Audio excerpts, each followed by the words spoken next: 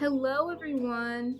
Today we are making vegan sourdough pizza with beet pesto.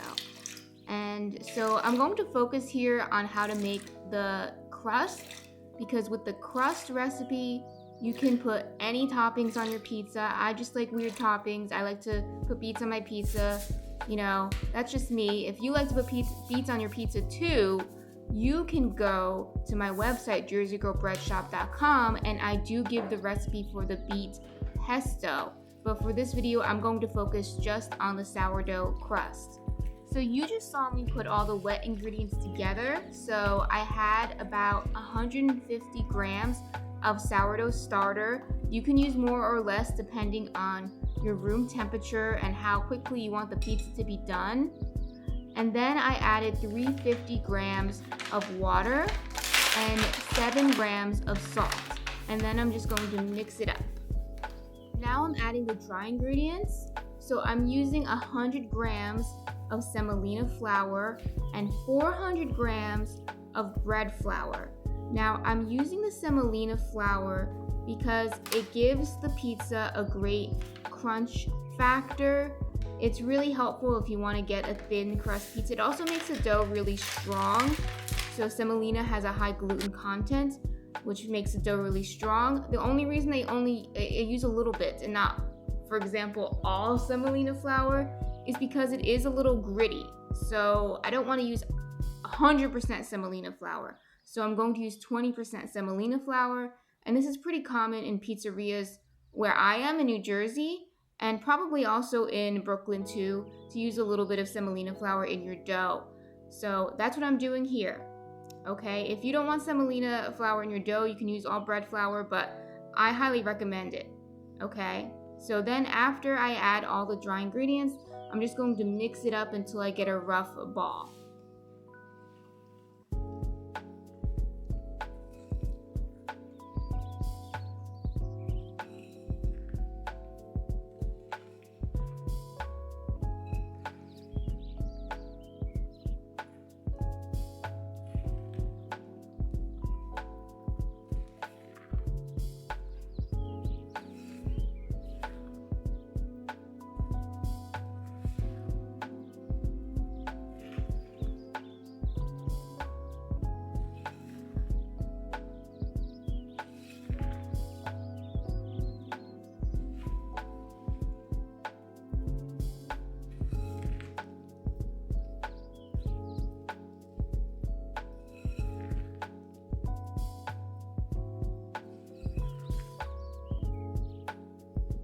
After the dough becomes a rough ball, we can cover it up and allow the dough to rest for a half hour.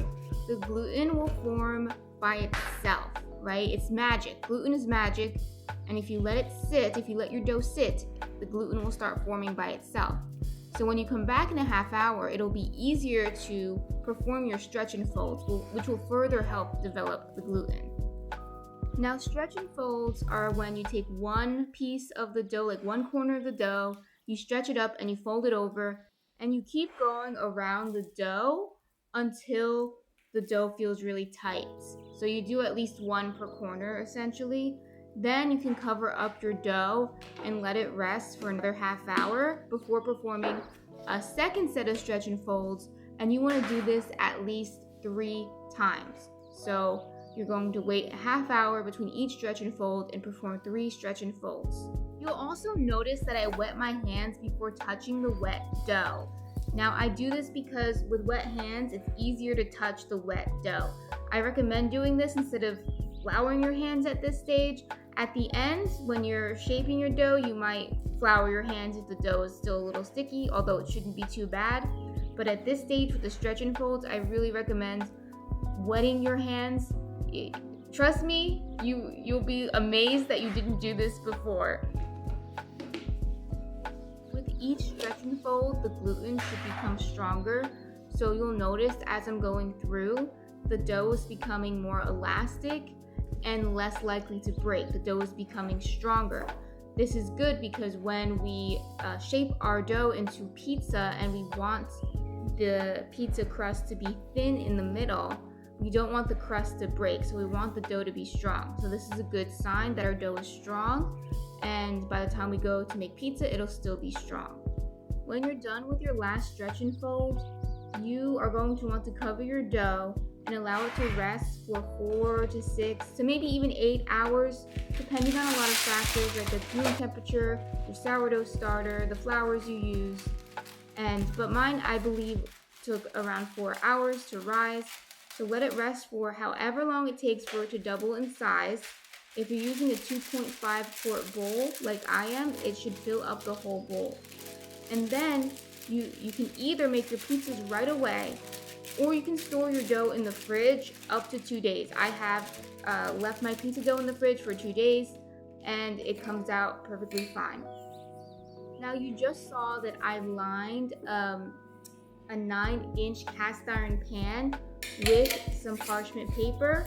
That's what I would suggest you do, or use a silicone mat to move your dough in and out of the pan, just so you don't burn yourself, and it just makes it all so much easier. So I did that, and then I'm about to separate my dough. So I'm going to actually make 2 smaller pizzas in this case.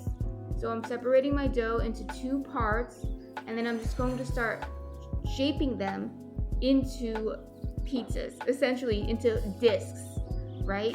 And if the dough feels a little tight and it doesn't want to become a disc, let your dough rest for 15 minutes and then come back to it and continue to shape it like a disc. You can see here that I used my hands to kind of measure out the dough, to weigh out the dough to see if it was equal. If you want it to be 100% exactly equal in weight, I would weigh out each piece to make sure that they are the same weight. You see that I kind of took a small piece off of one half that I thought was too big and put it on the other half. You would do the same thing if you weighed out the doughs, but you could be more precise. Before I start making them into discs, you can see that I just rolled each half into a ball, and then I start pressing down with my hands to flatten it until each half becomes flat like a disc. Then I do use my hands. I pick up the dough and use my hands to stretch it out to make it even flatter. I really want the middle to be thin and the crust on the end to be thick. So that's what I'm going for. You can actually make your crust thinner if you want by just thinning out the crust with your hands, or maybe using a rolling pin to get a more even crust. But mine is going to end up with a thinner middle and a thick crust.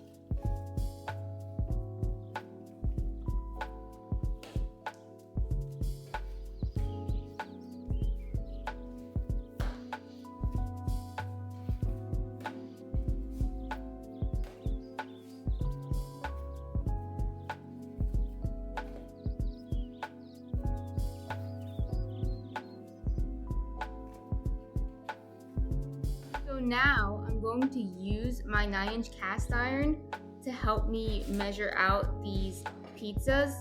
So essentially what I do is, with the parchment paper in the cast iron, I press in the pizza to this exact shape that I want it to be, the shape of the cast iron. And when I'm doing this, I also make sure that the crust in the middle should be so thin that I can almost see through it, right? It should be that thin. That's how I like it anyway. You can make yours a little thicker, but that's how I like mine. And then the crust on the outside crust is going to be thicker.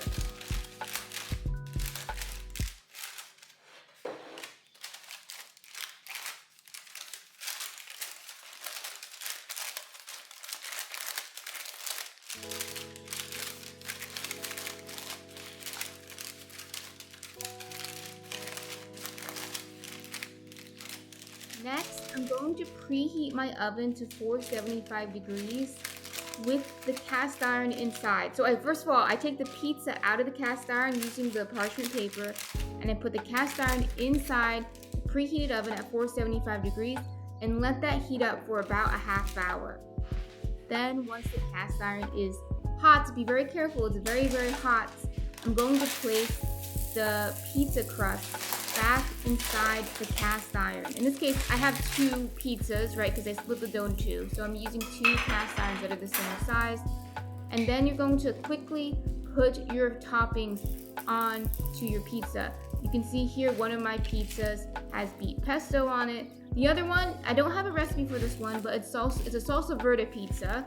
We also made this on my Twitch stream, which is twitch.tv/JerseyGirlBreadShop if you're interested. So we made both these pizzas on my Twitch stream. But I don't have a recipe for the salsa verde one yet. But I digress. Put your toppings on your pizza. You're going to want to be very mindful not to put too many toppings on your pizza. It will drown out your pizza. It'll make the crust soggy. So just put a few tablespoons of each topping on your pizza. Then you're going to want to place the pizza back in your oven at 450 degrees Fahrenheit for 20 minutes.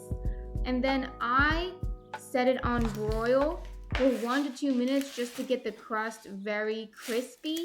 If you have another method to get your crust crispy, go for it. But in my oven, this works out fine. And there you have it. You have a vegan sourdough pizza. You can put whatever toppings you want, but here you see I got the beet one going on. And I cut a little piece for you so you could see how the crust on the outside is very fluffy, but the crust in the middle with all the toppings is very thin, but not soggy. It's actually crispy. Like when I bite into it, it's crispy and it's delicious. This is the most successful pizza dough that I've made. I've made it with many toppings already, and I'm going to make it with many more toppings, so look out for that in the future. But for now, here's my beet pesto one. If you want the recipe to the beet pesto one, again, it's on JerseyGirlBreadShop.com. I hope you enjoy, and I hope you make lots of pizza with this dough, and I hope to see you soon. Thank you for watching.